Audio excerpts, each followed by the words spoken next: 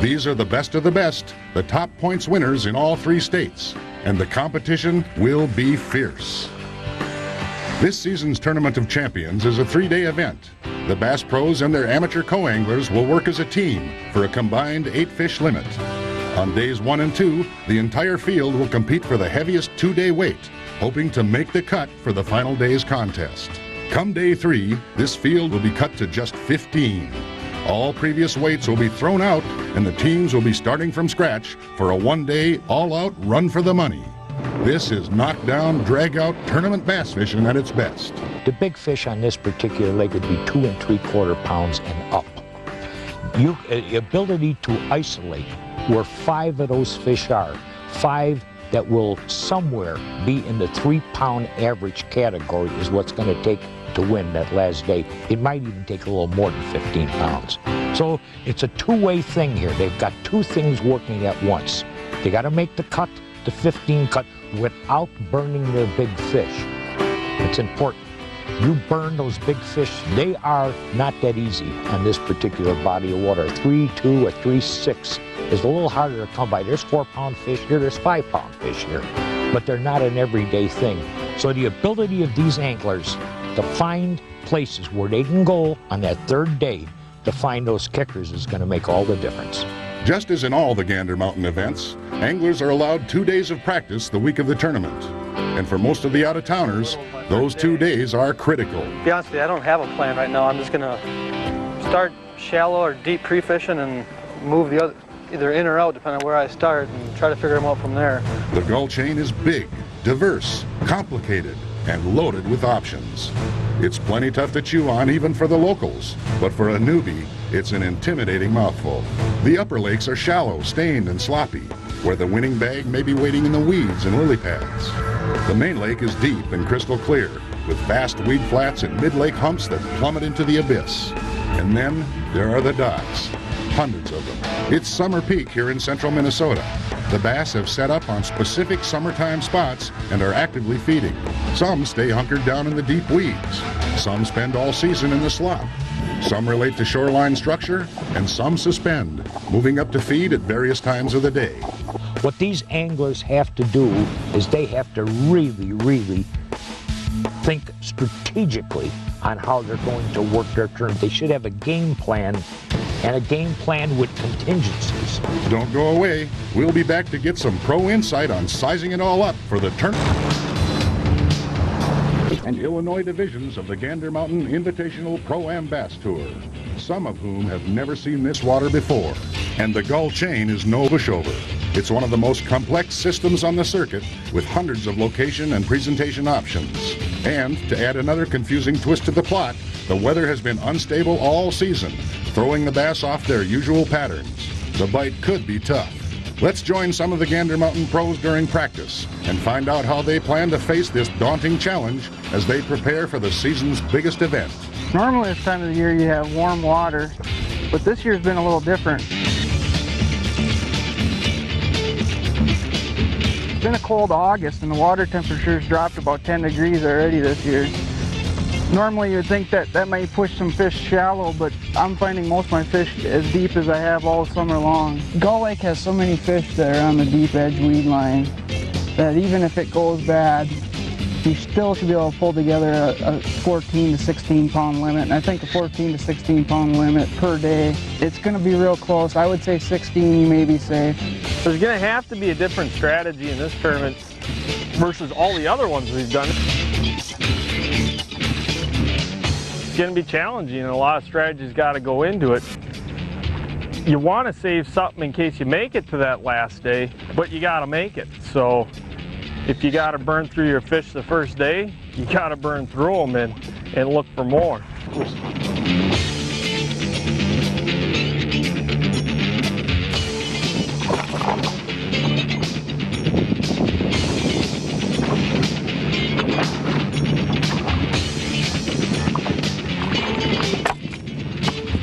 This right here is even an example of being versatile. I like to flip and pitch jigs around mostly visible cover, weed pockets, that kind of stuff. And right now what we're doing is we're looking for fish. Instead instead of flipping a jig to someplace that I know has fish, I'm out here and fishing the edges of these weed lines with the crankbait. I think it's just going to be, there's a lot of fish there. I think it's going to be a matter of figuring out how to give them a bite.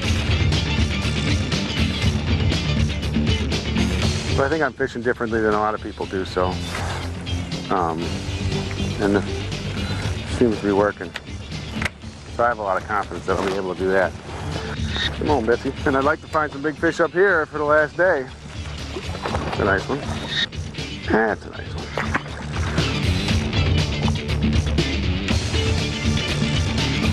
These are main lake fish. Guys that know where to look for these. I'm on a walleye spot way out in the middle of nowhere here. And this is a smaller one, but they're this size and bigger usually. And you get on one of these spots here. This spot that I'm on right now could win. You could absolutely make the 15 cut here.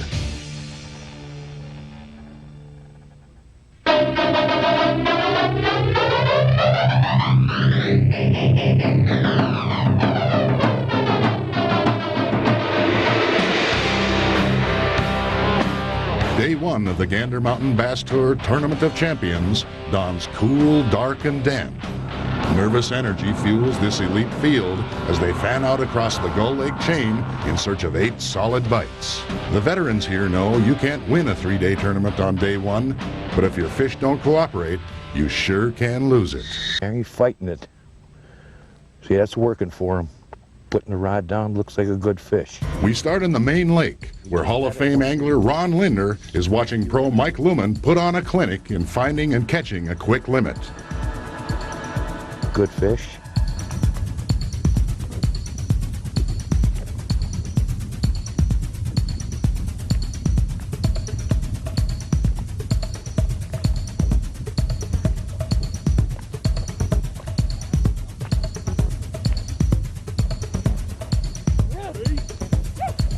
It's 8:30 in the morning. They took off at 7. He's got 7 fish in a box already in an hour and a half. He's almost limited. He's got himself a good start, a real good start. Apparently what he's doing, the front man is throwing the crank and the back man is working a worm. It looks like a jig worm. That's what it looks like to me here. On another main lake weed edge, we find Brian Brown, also a proponent of the quick limit theory, as the bites come fast and furious.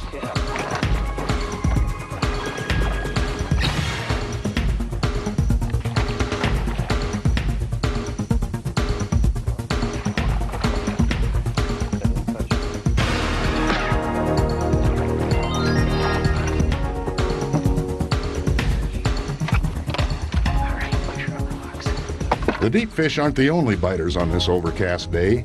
Joe Marchese has discovered a small, shallow harbor off the main lake and is on solid fish like this one. Oh, sweet. Dwayne Anderson is contacting big fish in the thick slop in the upper chain lakes.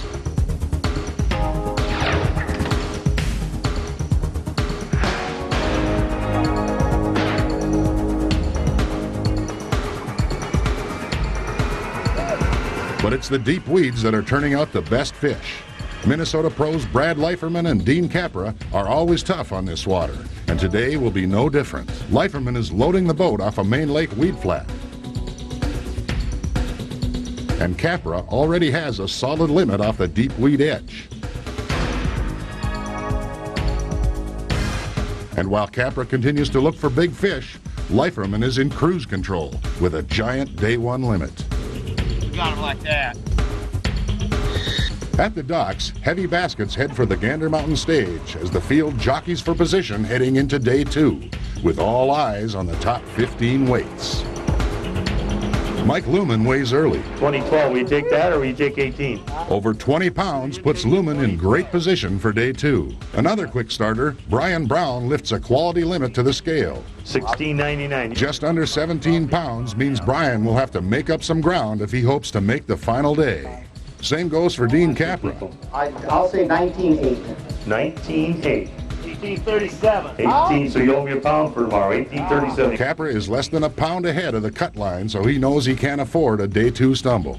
Joe Marchese has less to worry about. 21:39, a guy from Wisconsin. A great limit puts Marchese in second position after day one, but still more than 2 pounds behind day one leader, Brad Leiferman. 23:83. 23:83, that puts Brad in the lead. Nearly a 3-pound average means Leiferman has him dialed in. But does he have enough fish to answer the call on day two?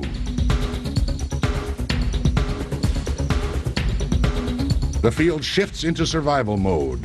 Whose championship fire will stay lit and who will get an early ticket home? It's cut down day in the Gander Mountain Invitation. Bass pros in the upper Midwest and their amateur partners blast into the morning haze on Minnesota's Gull Lake. Today's goal? Survival. Only the top 15 pros and AMs at the end of the day will move on to compete for the Gander Mountain Bass Tour Tournament of Champions title.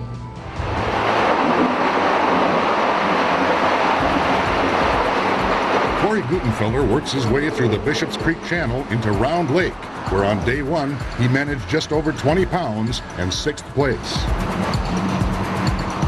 Once through the shallow water maze, it doesn't take long to realize his Round Lake pattern is holding up.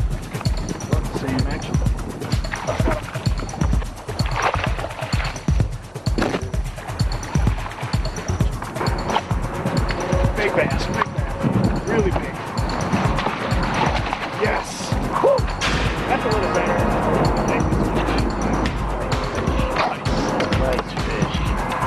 A quick limit and at least one good kicker has Gutenfelder feeling secure about making the 15 cut for day 3. Back in the main lake, leader Brad Leiferman is doing more than enough to keep his final day invitation intact. Strategically, he's probably going for, he's working a marker too, means he's probably got fish there. He needs 3 decent fish, and then the rest he can just fill in with anything, and that's probably his strategy.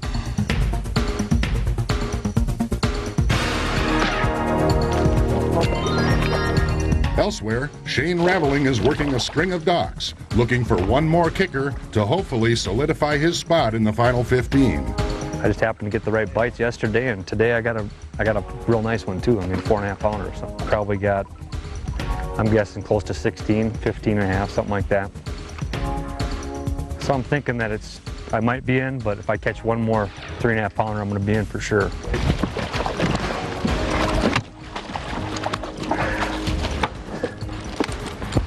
That one might be a little better, huh?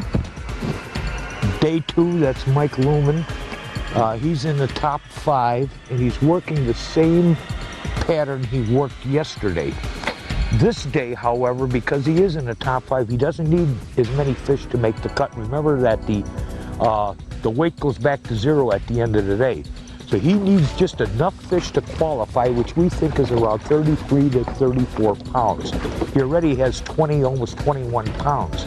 So his goal today is to come in with about 14 pounds, which ain't that hard for 8 fish. Today's been a really struggle. We've only had, what would you say, Matt, 10 bites, 12 bites, and 3 of those bites came off. Brian Krause had some work to do when the day began. Starting in 23rd position, he has to jump 8 spots to make the final day cut. And with a solid limit in the box, he may be well on his way. We just got a really nice one that's probably, well, I'm hoping it's well over 4.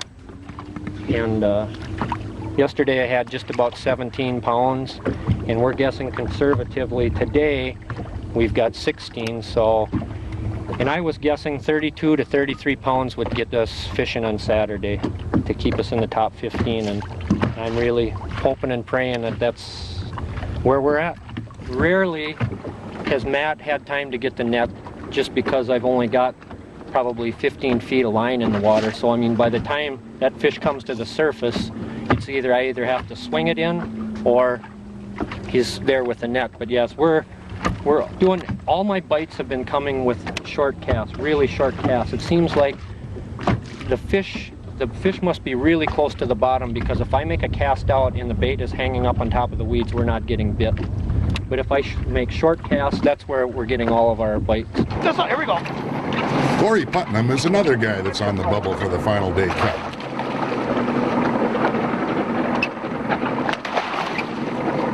That might help. But Putnam and partner Keith Seletsky are making sure that bubble doesn't burst. Got this one about half hour into the day this morning on a little tube.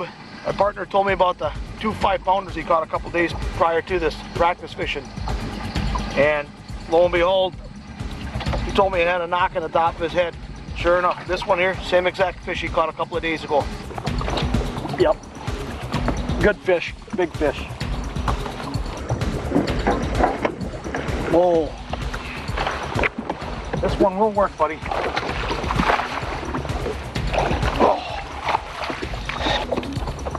Oh yeah. Beautiful fish, buddy. We're going in now. Look at that brush hog.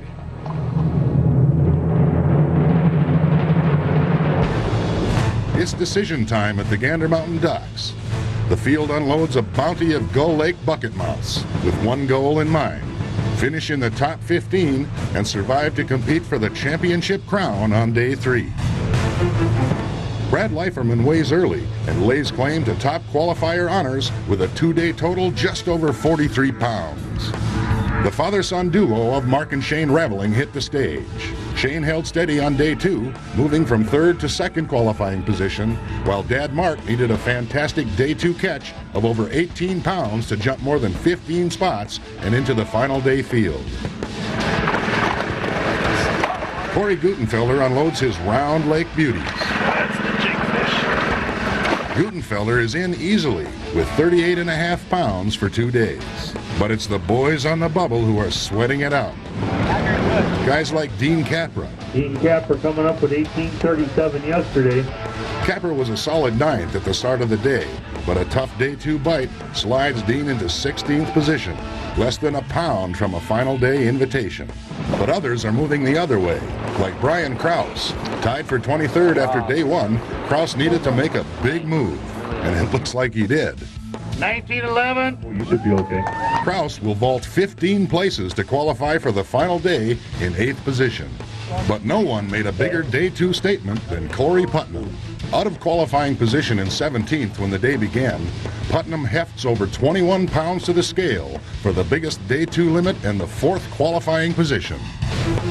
So the scale is settled and the top 15 final day qualifiers are in place.